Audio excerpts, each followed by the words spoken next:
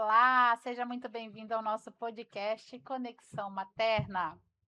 Hoje estou aqui com uma mulher inspiradora. Ela é vereadora, é jornalista, mãe de 3 filhos. Ela tem uma trajetória marcada por fé, superação e propósito. Estamos recebendo hoje aqui a Michele Alencar. Que maravilha! Muito feliz de estar aqui para a gente bater esse papo. Eu tenho certeza que vai ser muito bacana, produtivo e todo mundo que está nos acompanhando aí vai gostar. Michele, de você ser vereadora e essa figura pública que você é hoje, você trabalhou muito tempo com seu pai na feira, né, ser É, feirante. isso. Como que essa infância simples moldou a mulher e a profissional que você é hoje? Ela foi fundamental para me dar o suporte de estrutura emocional, estrutura de propósito e tudo aquilo que um cidadão busca na política, que é essa estrutura de confiabilidade, né. Eu fui formada ali, eu comecei a trabalhar com meu pai aos 10 anos, então, eu aprendi desde muito cedo que a gente só conquista as coisas, com princípios que são inegociáveis e trabalho duro. Então, foram ali uma conduta, uma formação de caráter, de visão de futuro, de resiliência, que foram preparando. Na época, nunca que eu ia imaginar que eu ia ser política, assim, nunca imaginei mesmo, não estava nos meus planos, né. Mas hoje eu vejo o quanto foi importante, ter essa formação mental de que é o trabalho que vai consolidar todas as conquistas que eu espero, né. Então, nada vem fácil, nada vem de graça, nada vem de uma forma nada que é grande é conquistado sem esforço, né. Então, tudo isso foi sendo gerado aí desde esse início ali que eu fui uma criança que tive uma infância maravilhosa, mas que ao mesmo tempo tive que me dividir entre ser criança e trabalhar, né. E você sempre sonhou em ser jornalista? Na verdade não. Eu sempre brinquei de ser jornalista, mas não imaginava que seria jornalista. Quando eu era pequena, brincava de entrevistar com as minhas primas, sabe, a gente sentava, entrevistava uma a outra, achava que estava na televisão, mas não era claro para mim que era isso que eu queria ser. E quando chegou a época de fazer o vestibular, né, na minha época vestibular, eu não sabia o que eu faria e fazia, e eu falei: "Meu Deus", eu falei para meu pai: "Papai, o que que eu vou fazer?". Aí eu tinha uma tia, né, que era jornalista e super competente, fazia cobertura política e tal, e ela era muito inteligente. E aí ele falou: "Ai, por que que você não presta para jornalismo igual sua tia?". Aí eu falei: "Ah, é uma boa, verdade", eu já admirava ela, né. Falei: "Então vou colocar jornalismo", aí eu coloquei primeira opção jornalismo, segunda opção psicologia, e aí passei para jornalismo. E como você decidiu deixar o jornalismo e entrar para a política? Então, foram assim, aí quando eu decidi ser jornalista, eu percebi que era isso mesmo que eu queria, que Sim. meu pai me direcionou da melhor maneira, da maneira mais sábia. Naquele momento, eu acho que foi Deus, né, que falou: "Olha, você é uma voz de direção para sua filha, então conduz ela por esse caminho". E eu gostava muito da minha profissão. Então foram 12 anos de profissão. E eu nunca imaginei que eu trocaria ou iria fazer essa transição de carreira para o mundo político. Foi realmente um chamado de Deus, eu fui comissionada para essa missão, então, como foi um chamado dele e eu recebi isso, eu comecei a pensar nessa possibilidade. E aí foi quando eu fui disputar minha primeira eleição, mesmo sem ter um grupo político, sem ter aquela hoje a gente vê, né, todo o candidato a vereador, ele já tem alguns, presidentes de bairro que ele pode contar, ele já tem um bairro que ele tem ações naquela região, eu não tinha nada disso, eu fui com esse coração, assim, para entregar para a população aquilo que eu carregava de melhor, que era o propósito de servir, né.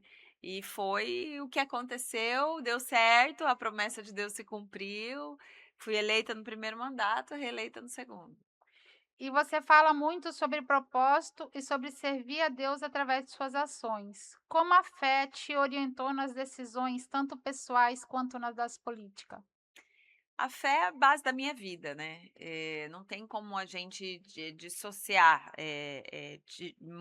assim, colocar, diferenciar: "Ah, eu tenho, essa concepção espiritual, mas eu tenho esse trabalho no natural". Não, a minha fé, ela faz parte de mim, foi o que me trouxe até aqui. Eu sou de Campo Grande, foi o que me sustentou nos meus primeiros anos aqui em Cuiabá, sozinha, sem família, muito jovem, sem amigos. Eu vim aqui realmente com a cara, a coragem e uma promessa, né? E um sonho, na verdade, né? Porque eu tinha quando eu comecei a estudar, eu já vim, eu quero trabalhar na televisão, eu quero trabalhar na televisão. Então era um sonho. E quando eu vim, foi isso, e a fé que me sustentou, porque quando uma menina jovem, sai de casa sem essa estrutura preparada, não tive uma estrutura, minha família não tinha condições de bancar uma estrutura aqui para mim. Quando você se depara com o mundo aí fora, está dentro da sua zona de segurança e Uhum, você vai para o mundo, é assim, se você não tiver uma fé muito fortalecida no seu coração e esse senso de que é isso mesmo que Deus tem para você, você recua, né. Então ela sempre me sustentou quando eu era, ali criança, trabalhando com meu pai, me sustentou na minha adolescência, me sustentou na minha juventude, me sustentou na minha maturidade, tem me sustentado todos os dias até aqui. Quando a gente olha para o natural e começa a olhar para as inúmeras dificuldades que a sim, vida todos os dias nos coloca, porque são desafios diários, né? E você percebe que só o milagre de só o fato de você acordar, respirar, ter forças para continuar a levantar da cama, já é um milagre, porque sim. quantas pessoas não levantaram hoje? Então, a minha fé, ela é a base de tudo, a minha fé, ela é a base do meu caminho, a base daquilo que eu vivo hoje, daquilo que me trouxe até aqui, e é a minha fé que está me levando para o futuro, né. Então, o meu mandato ele é pautado nisso, pautado de entender que eu estou aqui, as minhas ações elas de fato, elas são para servir as pessoas e para honrar aquilo que eu acredito. Em tempos em que a política é tão desacreditada, como manter a coerência entre a fé, valores cristãos e a prática pública? É ser. Né? Em tempos onde a política é tão descredibilizada, é porque boa parte dos discursos eles não Sim. são de fato o que a pessoa carrega dentro dela. Então, para mim, manter tudo isso alinhado é viver tudo isso, né? É ser a pessoa que fala um discurso e vive esse discurso, né? Então, assim, eu não posso falar. Existe uma palavra que na política foi extremamente descredibilizada. E uma palavra que, às vezes, quando a população ouve de um político, ela até dá arrepio, que é Uhum. honestidade. Quando você ouve um político falar em honestidade, você já fala: "Ih!". Por quê? Porque todo mundo está desacreditado. Porque Sim. os fatos, as pessoas falam nisso, mas elas fazem completamente o inverso disso.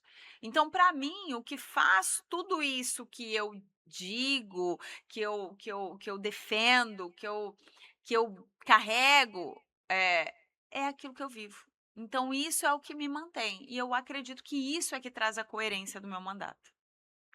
E você é mãe de 3 filhos e tem uma trajetória imensa na política. Como é equilibrar o papel de mãe, esposa, vereadora? Não é fácil, né, não é fácil. É desafiador, assim, é intenso, né, os filhos eles querem, eles exigem, eles precisam da nossa Sim. presença. Quando os filhos exigem, não é porque eles são exigentes, é porque eles têm necessidade, né, dessa presença nossa, da referência. E a vida política, assim, às vezes as pessoas falam, né: "Político não trabalha, político, eh, tá aí, assim, só pra mamata e tal". E, gente, a vida política é tão diferente disso, sabe. A gente não tem sábado, a gente não tem domingo, a gente não tem feriado, não tem, você não sai da câmara às 6 horas da tarde ou 7 horas da noite e acabou. Não, as Sim. pessoas continuam mandando mensagem, as pessoas continuam, precisando, querendo a sua atenção, querendo algo de você, pedindo ajuda, né. Então, equilibrar isso é um desafio e eu sempre busco essa sabedoria em Deus, força, porque às vezes você chega exausto, exausta em casa, e aí você tem que fazer tarefa com o filho. Por exemplo, minha filha agora, ela é bailarina, né, a Esther, e ela tá aprendendo a jogar vôlei. Ontem era meia-noite, meu marido a gente estava na sacada treinando ela na manchete, no toque, ela e o Miguel, e a gente estava lá, por quê? Porque a gente chega um pouco mais tarde em casa, é o tempo que tem, e aí eu fico medindo entre, ó, tá na hora de dormir, tá muito tarde, criança não tem que ficar acordada essa hora, com o tempo que a gente tem que dedicar a eles. Então, Sim. assim, a gente vai buscando essa sabedoria, é um malabarismo de equilíbrio ali. E o que que a maternidade, ela influenciou nas suas decisões política? Muito, muito, muito, muito, muito, muito, ela me deu força, ela me deu força. Porque quando eu pensava assim: "Meu Deus, se eu não me colocar à disposição, se eu negar esse chamado, se eu negar essa missão e dizer: 'Ah, isso não é para mim', eu estou privando os meus filhos de uma contribuição, para o seu futuro", porque tudo na nossa vida, e aí é uma grande falha que nós cidadãos temos, que é ignorar ou não querer participar da política, porque tudo na nossa vida passa pelas decisões políticas, passa por esse ambiente que vai definir quanto você vai pagar de imposto, como serão as leis que vão nortear o ambiente da cidade que você vive, qual vai ser esse perfil político para a futura geração. Então eu pensava assim: "Gente, eu quero pelo menos pavimentar esse caminho", porque quando os meus filhos forem votar, a gente chega num momento que a gente, toda eleição a gente quer votar no menos pior. Sim. Principalmente para executivo, né, que Uhum. são menores as concorrências, né, então você fala: "Meu Deus, a gente tem 3, 4 opções, eu vou no menos pior, porque nem é o que eu gostaria". E eu falei: "Pelo menos eu vou poder contribuir aos poucos pavimentando esse caminho de dizer para os meus filhos que é possível estar na política, é possível ser decente, honesto, não roubar, é possível contribuir, é possível servir, é possível impactar a vida das pessoas com as suas ações. E lá no futuro, quando eles forem votar, eles terem um ambiente que eles não precisam votar no menos pior. Eles podem votar em quem eles acreditam. E isso é uma construção muito longa. Isso não vai ser eu sozinha que vou Sim. mudar. Eu tenho essa convicção. Mas eu quero deixar minha contribuição, entende? Sim. É aquela imagem, né, icônica da floresta pegando fogo e o beija-florzinho com uma gotinha de água. Então, ele não vai apagar todo o fogo, mas ele está fazendo a contribuição dele. E eu sei que eu não vou conseguir mudar tudo sozinho, mas eu quero que eles tenham essa convicção de que eu, como mãe, tive essa coragem de enfrentar e falar: ela deixou uma contribuição. E é por eles, né. E é Com por eles. certeza, por eles. E há situações em que ser mãe te fez olhar diferente para o desafio das mulheres em Cuiabá? Ah, sim, com certeza, né? Porque só entende como é ser mãe quem já passou, porque quando você não é mãe, você tem uma ideia de como Sim, é. sim. Então você tem uma ideia de como é o parto, você tem uma ideia de como que é dar mamar, você tem uma ideia de como é educar filhos, tem uma ideia de como é organizar a sua vida, né? Porque imagina, são tantos detalhes de quem é mãe que Uhum. é só quem vive mesmo. Sim, É o buscar na escola, é a criança ficar doente, é você ir atrás de médico, é você fazer tarefa, é tanta coisa, é fazer o aniversário, é educar, porque educar, para mim, é o processo, assim, é aquele processo de repetição. Você todos os dias tem que falar a mesma sim. coisa, todos os dias ensinar coisas básicas, assim, a obediência, por exemplo. Quantas vezes eu falo: "Filho, tem 13 anos. Filho, obediência, a mamãe falou que é para dormir agora, vai dormir agora, porque eles nunca querem, Não. né. Então: "Ah, vai tomar banho sim". "Não, mãe, já tomei banho na". Adolescente, você imagina, meu filho de 13 anos, né, 13 anos não quer tomar banho, não quer lavar cabelo, sabe essas coisas? Sim, Quem sim. é mãe é que sabe como é que é. Eu falo que mãe perfeita é só aquela que não é mãe ainda, Aham. né. Então, tudo isso fortalece a luta de nós entendermos como que é uma mãe no mercado de Sim, trabalho, sim, como que é uma gestante em gestação de risco no mercado de pra trabalho. trabalho, como que é uma mãe se dividindo entre essas tarefas, a importância da creche para uma mãe, Sim, né? São tantas concepções que a gente tem a visão e a nossa visão de mãe na política é hã, fundamental. Fundamental, porque uma coisa é o olhar de um pai. O homem, ele tem um mindset, ele tem uma mentalidade, ele foi formado para pensar de um jeito. A mulher, ela é fisicamente, ela é geneticamente, psicologicamente, mentalmente formada para pensar pensador. com prioridades de outra maneira. Então, se você não tem esses dois olhares na Sim, política, fica igual mesa sem perna, né? Vai ficar desequilibrado, vai ficar capenga. Então, nós precisamos do olhar do homem, mas fundamental ter o olhar da mulher, da mãe, principalmente dessa mulher lutadora, né? Então, eu penso que ser uma mãe, ser uma mulher que sempre trabalhou muito, ter 3 filhos, ter filhos de gestações de risco, tudo isso contribuiu para que esse olhar na política, ele realmente fosse um olhar mais sensível, mais acolhedor e mais abrangente para as mulheres. e agora que parece que o pessoal que a maioria das pessoas que votam aqui em Cuiabá são mulheres, 52%, maioria. 52%. E Aham. a maioria que ganhava até hoje, a maioria da câmara ainda são homens, né. E agora parece que está mudando, que antigamente era só você e a E Michele. a E a Maísa. Maísa, É. desculpa, Michele e Maísa. E hoje já entrou bastante mulheres dessa vez na câmara, acho que são 7, 8, 8. 8. Então, nós viemos, assim, quando eu fui eleita, nós viemos de uma legislatura sem 100 mulheres, mulheres. eram 25 homens. Gente, isso é a maior falta de representatividade, né? Sim, 25 homens, foram eleitas 2 mulheres e fizemos um bom trabalho, sim. né? Fizemos um excelente trabalho e eu acho que esse trabalho, inclusive vindo nos 2 últimos anos ali, que foi quando a Maísa assumiu de fato, porque ela antes tinha assumido como suplente e tal. Uhum. Quando ela assumiu de fato, mostrou que mesmo eu e ela, porque a gente tem algo que é semelhante, Sim, nós não viemos de um histórico familiar político. Nós viemos da iniciativa privada, nós tínhamos vidas que estavam, bem desassociadas da política.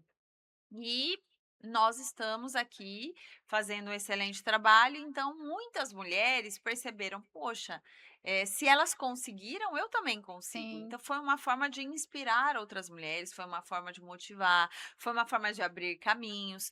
Eu sei que, assim, em 27 cadeiras nós temos 8 mulheres, ainda é muito pouco, mas é um avanço. mas E foi um eu grande passo. comemoro cada Sim, avanço.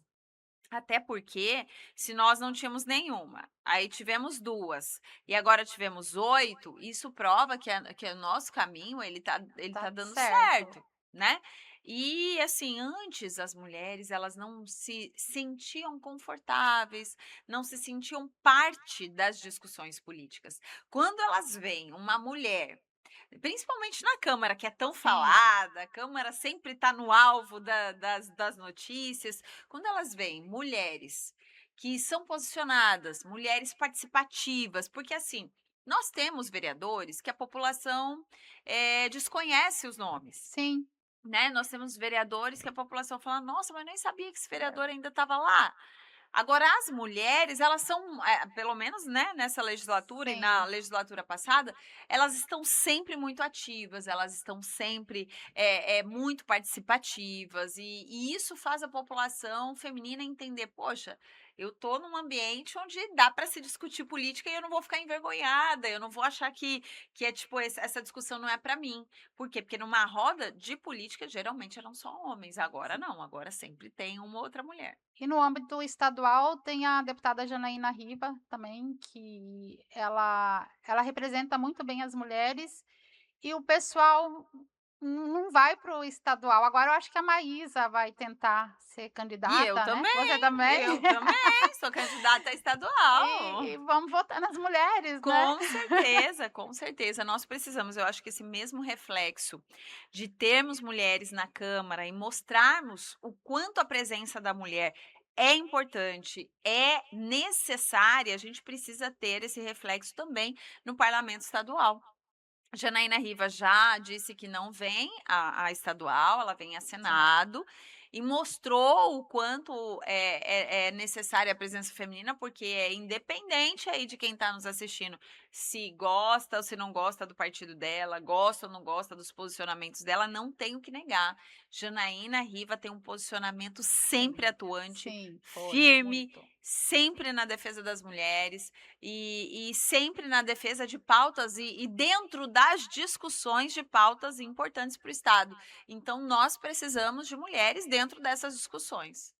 E você tem umas pauta muito forte ligada à defesa da mulher, das pessoas com deficiência e educação no esporte, certo? Qual dessas áreas tem motivado mais você nesse momento? Olha, todas elas caminham em paralelo, né, todas elas. Eu tenho também uma luta muito grande na saúde, mas eu acredito que hoje a educação, ela tem tomado um pouco mais do meu tempo, sabe, porque eu tenho me dedicado bastante a esse processo, porque a gente vem de anos de uma degradação no sistema educacional, Sim, principalmente no sistema municipal. Nós tivemos aí grandes avanços na rede estadual, né, no governo do Mauro Mendes, mas na contramão nós tivemos retrocessos na educação municipal. Então a gente tem um grande desafio. Eu acho que por conta desse grande desafio, eu sempre fui da comissão de educação, né? Eu sempre participei e não ter essa possibilidade de ajuda no passado me frustrava muito. Então sim, agora, como eu tenho a possibilidade de poder ajudar um pouco mais na educação, desenvolver projetos, desenvolver ações, ter portas abertas, isso tá aí me movendo, né, mais. Então a gente tem algumas iniciativas, tem o projeto Escola da Comunidade. O projeto Escola da Comunidade é um projeto que está impactando muitas pessoas, muitas pessoas. Para você entender, eu trouxe esse projeto para a rede municipal, em parceria com o vice-governador Otaviano Pivetta. O prefeito Abílio Brunini abraçou essa causa junto com o secretário de esportes, onde, em alguns bairros, só a escola tem um espaço esportivo. Porque a escola tem a quadra, a escola tem ali, a iluminação, ela tem a cobertura, e o bairro não tem uma quadra tão cuidada. Então, aonde as pessoas teriam essa possibilidade de praticar uma atividade física? Na escola, mas a escola não era aberta. Então, agora a escola da comunidade, ela abre as portas no contraturno, então sempre à noite, 3 vezes por semana, com um professor disponível para a população, para desenvolver atividades físicas com as crianças e com os pais. Então, os pais estão indo para a escola com as crianças para poder praticar atividade física, para fazer atividades em conjunto. Então, as escolas agora, por exemplo, essa semana a gente fez uma ação na Escola Teresa de Benguela, no Cochipó, e foi assim muito, muito interessante saber que as mães aderiram. A gente tinha quase 80 mulheres que estão praticando atividade física assiduidamente. bom. E elas estão tendo já o impacto, o reflexo da atividade física na vida delas. E isso interfere na sua saúde mental, na sua saúde física, na sua saúde psicológica, na sua saúde familiar, porque melhora os relacionamentos. Porque se você tem um nível Sim, de estresse que começa a cair, Se você tem ansiedade que começa a cair, se você tem depressão que começa a cair, o seu relacionamento vai melhorar. Então a gente já está tendo esse reflexo, são 20 escolas que estão desenvolvendo o projeto Escola da Comunidade. Nós temos aí o projeto Horta nas escolas, também uma parceria com o governo do estado. Então a gente já está desenvolvendo horta, a gente já tem o nosso projeto piloto que é ali na escola Antônia Tita, no bairro Jardim Florianópolis. As crianças participando disso, é muito lindo ver as crianças tendo a aula ali na horta, aprendendo como cuidar, colocando a sementinha, regando, cuidando, colhendo. Isso é muito importante. Então, esse ano a gente faz em mais 10 escolas, ano que vem a ideia é ampliar até que todas as escolas municipais elas tenham um projeto como esse. Nas escolas municipais estavam falando de privatização, você é a favor ou é contra?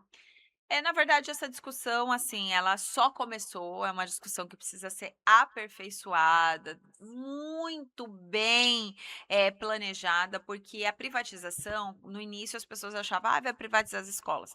A proposta do prefeito não era privatizar a escola, é privatizar somente o setor onde gere recursos, Uhum. para poder, trazer um profissionalismo e conseguir a aplicabilidade melhor dos recursos, porque muitos gestores, eles estavam tendo dificuldade na prestação de contas, eles estavam tendo dificuldade em fazer os trâmites mais burocráticos, do recurso que eles recebem para a escola, e acabava que ficava com o nome sujo, não conseguiam fazer prestação. Então a ideia era só, privatizar o diretor e o secretário, né, a parte, pedagógica, tudo isso nada. Mas mesmo tendo essa proposta, isso não se aplicou para esse ano, não vai se aplicar para o ano que vem, porque a gente entende o quanto isso precisa ser amadurecido, precisa passar por muitas discussões. Então, assim, é muito cedo para dizer se é bom, se é ruim, a gente precisa amadurecer mais a discussão. Michele, infelizmente, Mato Grosso, ele lidera o ranking de feminicídio no país, né? E é doloroso ver tantas mulheres sendo mortas, e isso nos faz pensar onde estamos errando como sociedade e como Estado. Estamos errando em muitos pontos, né? Muitos pontos ainda precisam de aperfeiçoamento, precisam de atenção e precisam de investimento. Mas é importante dizer, a gente sempre foca naquilo que não onde nós estamos errando. E é importante dizer que hoje a gente só tem esse número porque temos dados, porque temos estatísticas, porque temos denúncia, por quantos e quantos anos mulheres apanhavam, morriam, eram vítimas de violência constante e não tinham nem a segurança de denunciar. Não eram motivadas a denunciar. Hoje a gente faz de tudo para que essa mulher, ela realmente sinta que ela vai ter um ambiente para poder resguardar ela quando ela faz uma denúncia, vai ter a medida protetiva, vai ter o direcionamento do botão do pânico, vai ter a patrulha Maria da Penha rondando ali quando ela tiver medida protetiva. Essa punição para esse agressor vai acontecer. A Lei Maria da Penha é uma das leis mais completas do mundo, do mundo. Então, nós precisamos avançar. Investir em policiamento, com certeza. A Patrulha Maria da Penha não pode ser restrita a um ou outro município, a uma ou outra região, ela precisa ser da mesma maneira que a gente tem em todas as delegacias hoje a viabilidade da mulher fazer o boletim de ocorrência e ser atendida de forma diferenciada, a gente precisa ter Patrulha Maria da Penha em todas as regiões.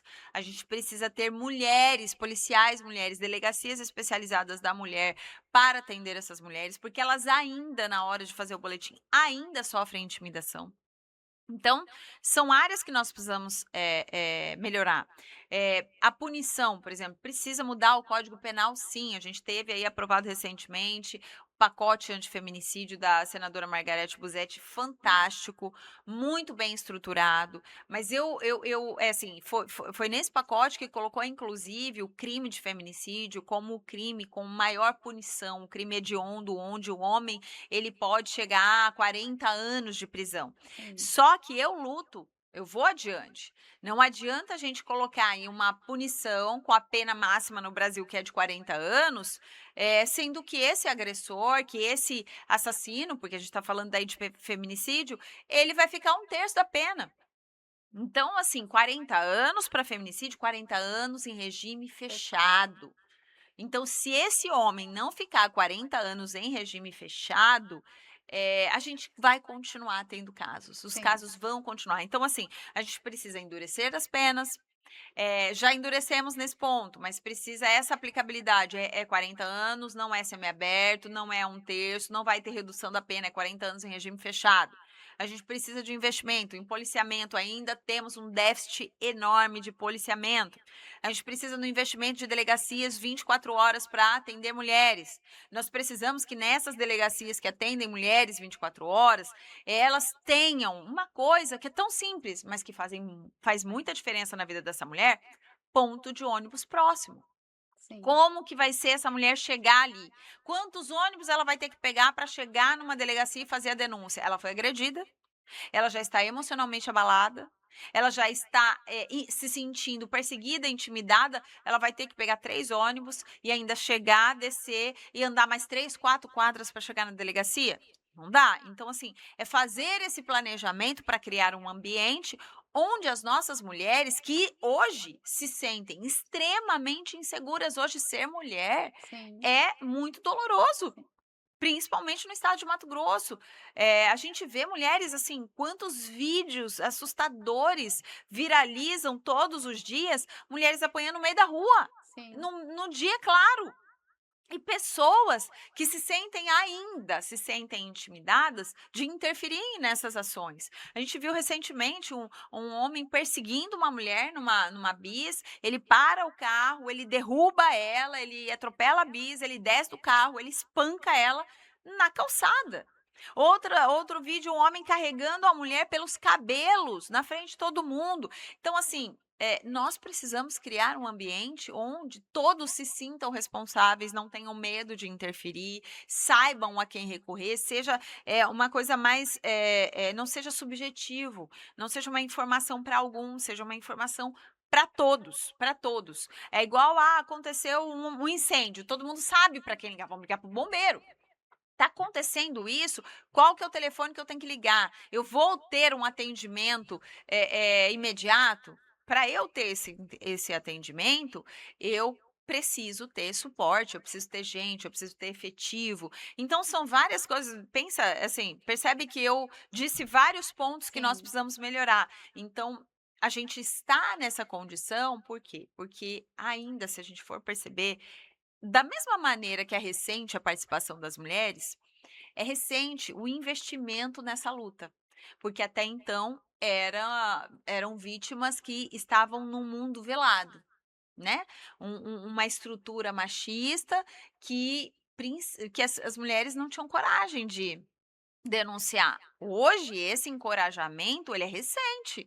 Então nós ainda estamos trabalhando tanto da ótica dessa vítima fazer o BO e não retirar depois, porque muitas levam muito tempo para fazer o BO e depois vão lá e retiram. Porque sofrem ameaças, porque não tem essa estrutura resguardada para dar esse suporte depois que ela faz ameaça, porque a maioria é dependente economicamente dos parceiros e dependente emocionalmente. emocionalmente.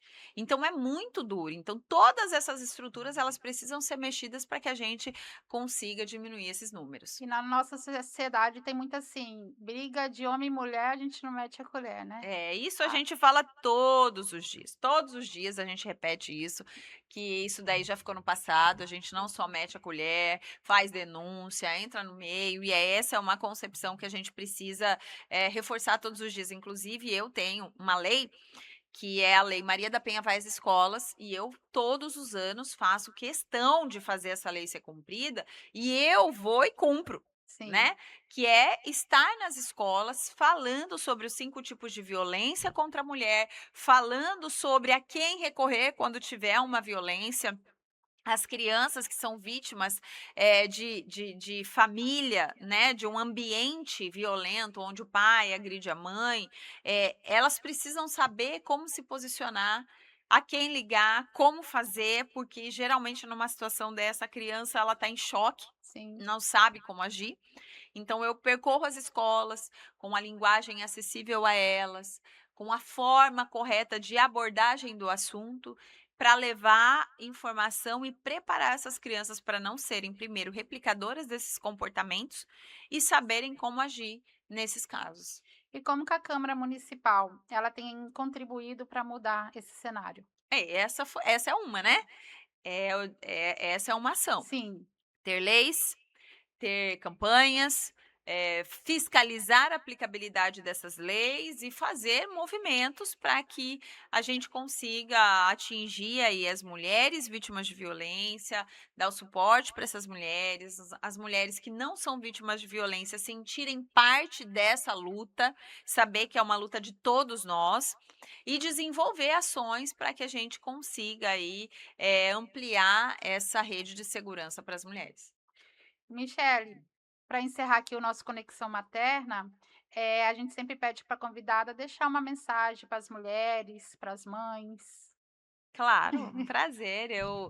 Eu faço aí questão de dizer a todas a maioria da audiência que vai ser feminina, Conexão Materna, geralmente quem tem mais interesse são Né, as as mulheres, mães. né, então, a audiência aí, mamães, mulheres, você que ainda está sonhando também com em ter o seu filho, de repente, né, é um sonho que não se Sim. realizou ainda, mas para todas as mulheres que estão acompanhando, eu quero dizer que nós somos mais fortes do que nós imaginamos.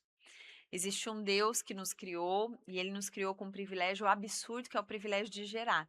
Então, que você possa valorizar esse privilégio, esse dom que vem de Deus, e com esse dom, porque toda mulher tem um útero, com esse dom que vem de Deus, você pode usar aí tudo aquilo que ele colocou associado a esse dom, que é a força, que é a coragem, que é a resiliência, que é a fé, que é olhar para o futuro e descobrir que é possível viver aquilo que você sonha. A gente só precisa estar seguro no melhor, fundamento. A Bíblia diz que existem 2 tipos de fundamento, a rocha e a areia. E se a gente estiver na rocha, não tem tempestade que faz a nossa casa desabar. Então que você esteja firmado na rocha, que você coloque no teu coração, assim, uma fé para te sustentar nos momentos difíceis, porque é nos momentos difíceis que nós somos forjadas. E eu tenho certeza que o seu desejo, o desejo do seu coração de ver sua família feliz, não desista da sua família. É o meu grande pedido às mulheres. Não desista das suas famílias. Nós estamos vivendo uma sociedade que é muito mais fácil de existir. É muito mais fácil olhar e falar: "Olha, eu preciso ser feliz". Todos nós precisamos ser felizes, mas não tem nada que nos faça mais feliz do que viver no nosso ambiente familiar, ver os nossos filhos felizes, saber que a gente contribui para deixar uma semente muito melhor nesse mundo. Então, esse é meu recadinho para você. Busque a Deus, cuide de você, cuide do seu coração, cuide da sua saúde, porque você bem, com certeza vai ser muito melhor para todos ao seu redor. Obrigada, Michele, por compartilhar a sua história e sua missão aqui com a gente. E para você que está nos assistindo, compartilha, curta e comente aí. Obrigada. Obrigada pelo convite, obrigada a todos pela audiência, deixo um beijo no coração de vocês e que vocês possam acompanhar o meu trabalho pelas redes sociais, todos os dias a gente está ali prestando contas, fazendo essa prestação de conta diária, então você pode me seguir lá no @Michele com 2 L's e Y no final, ponto Alencar Neves, a gente está no Instagram, a gente está no Facebook, a gente está no TikTok, e aí você vai poder inclusive, acompanhar como que é o trabalho de uma parlamentar feminina que está todos os dias aí lutando pela população. Um beijo no coração, Deus abençoe.